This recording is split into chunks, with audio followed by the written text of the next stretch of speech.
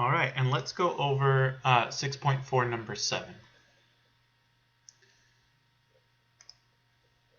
So 6.4 number 7 says find the exact arc length of the curve over the interval. So we want the exact arc length of this crazy thing, 24xy equals y to the fourth plus 48, from y equals 2 to y equals 4. I suspect that since they're giving us the limits of integration along the y-axis, that probably we're going to be integrating with respect to y, which means that we need a function in y, right? So we need to solve this thing for x so that we can get, g of y equals some function of y. So let me write this down. We've got 24xy equals y to the fourth plus 48 from 2 to 4. Okay. So let's take a look.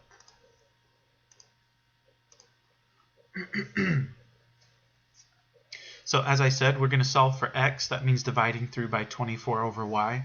And that gives us x equals y cubed over 24 plus 2 over y. Okay, and then I can call that g of y. So I can say g of y equals that stuff. Remember, the arc length formula is integral from, in this case it'll be from 2 to 4, but square root of 1 plus g prime of y squared dy. So I need to find the derivative now of g of y. So differentiating, I'm going to get 3y squared over 24. The 3 will cancel a 3 and leave an 8, so it'll be y squared over 8. Here I'm going to have 2y to the negative 1. So if I differentiate, I'm going to have a negative 2y to the negative 2. So minus 2 over y squared. There's g prime of y. And then I can go ahead and plug that into the formula. So the arc length is going to be the integral from 2 to 4 of the square root of 1 plus this thing squared, right?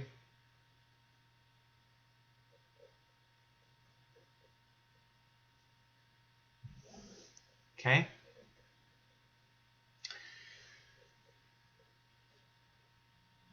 So squaring this, I'm going to get y to the fourth over 64.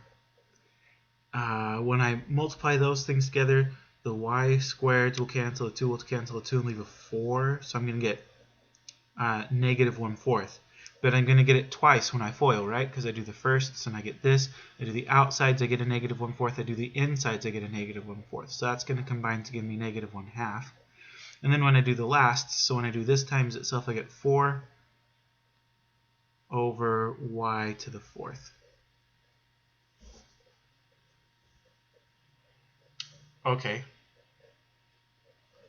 Now let's see. 1 minus 1/2 is going to be, of course, 1/2.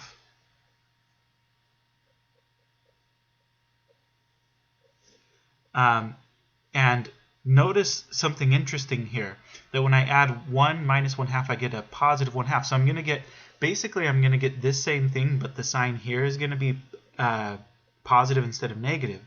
And that tells me that it'll factor like this, but with that as a positive instead of a negative, right? And so in other words, I'm going to have y to the fourth over 64 plus 1/2 plus 4 over y to the fourth dy. But then that's just going to be y squared over 8 plus 4 over y to the fourth squared dy. So you can verify that, right? If you FOIL this out, you're going to get back here. Okay, which is nice because now I can take the square root of the square root and the square will just cancel each other and leave me with y squared over 8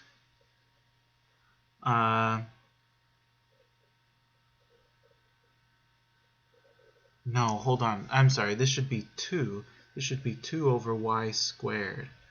2 over y squared, right? It needs to be this same thing, but with the sign changed. So 2 over y squared. That'll give you the 4y to the 4th there. Okay, anyway. Y squared over 8 plus 2 over y squared dy. Okay, and then that's pretty easy, right? So you add 1 to the exponent, divide by the new exponent. So that's going to be y cubed over 3 times 8, 24, plus, now this is 2y to the negative 2, so I add 1 to the exponent, get negative 1, and then multiply by negative 1. So that's going to make that a minus, actually. So this is going to be minus 2 over y to the first power.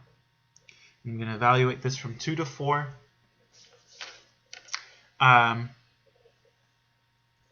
Okay, so if I plug in 4, 4 cubed is 64, so I'm going to get 64 over 24 minus 2/4. Okay, minus when I plug in 2, I'm going to get 8 over 24 minus 2 over 2. And let me just pop all that into my calculator. 64 over 24 minus 2 over 4 minus 8 over 24 plus 2 over 2. And that gives me 17 over 6. Okay, and so that's that one.